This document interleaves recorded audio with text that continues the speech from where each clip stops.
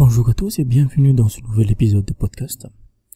Je voulais juste réagir sur une actualité qui vient d'arriver qui concerne les îles Salomon.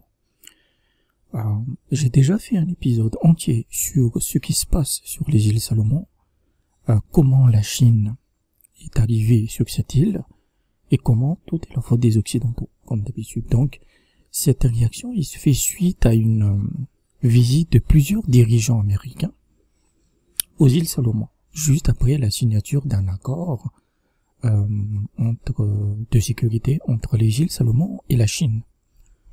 Un accord de sécurité avec le renforcement des forces policières, différents types de partenaires. L'accord reste vague, mais les Occidentaux ont tout de suite pris peur parce que cet accord est une énorme défaite pour l'Occident.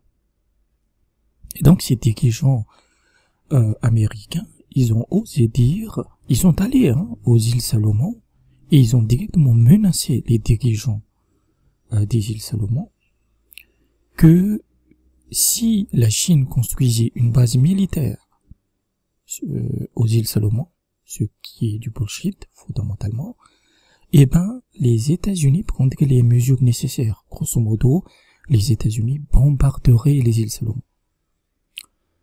Et malgré l'accord de sécurité, la Chine n'a pas l'intention de construire une base militaire sur les îles Salomon. Elle a simplement eu une opportunité de renforcer sa présence et de mettre la main certes sur ce pays stratégique, mais il n'y a pas de base. Il n'y a pas de projet de base en fait. Et j'ai déjà tout dit sur l'épisode,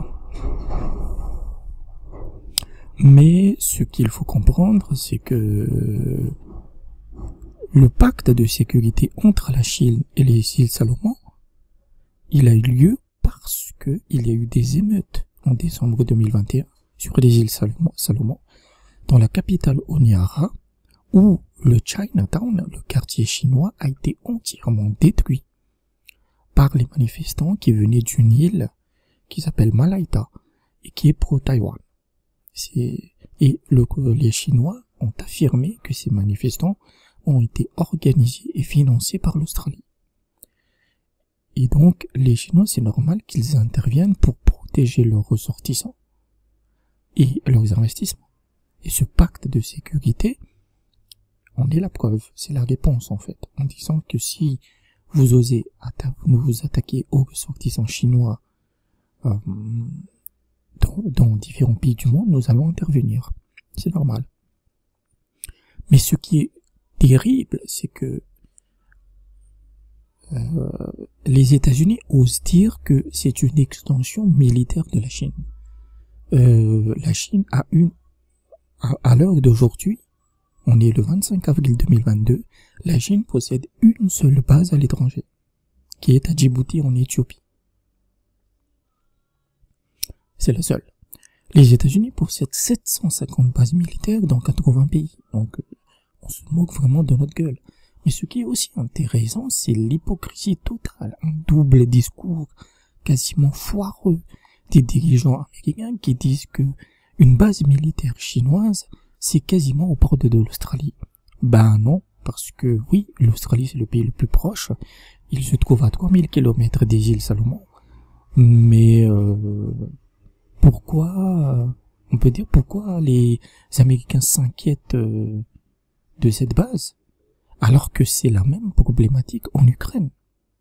C'est la même problématique. La distance entre, par exemple, Kiev et Moscou, c'est 600-700 km. Là, on est déjà à 3000. Et surtout, si la Chine voulait frapper l'Australie, par exemple par des missiles, elle pourrait le faire depuis la Chine. Elle possède les missiles qu'il faut pour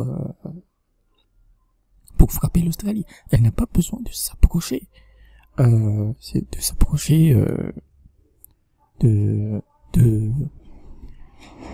Sydney. Elle n'en a pas besoin. Donc c'est d'une hypocrisie totale, quoi. C'est d'une hypocrisie totale. C'est-à-dire que pour les États, et pire, la distance entre les îles Salomon et les États-Unis, c'est plus de 10 000 kilomètres. Et les États-Unis considèrent qu'une potentielle base, ce qui n'est pas le cas, hein, à l'heure d'aujourd'hui, les Chinois n'ont rien annoncé, il n'y a pas de base, il n'y a pas de construction de base militaire aux îles Salomon. Et même s'il y a 10 000 kilomètres d'écart, les Américains considèrent que c'est une menace.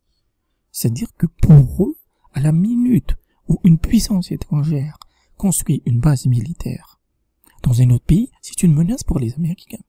C'est vraiment du foutage de gueule.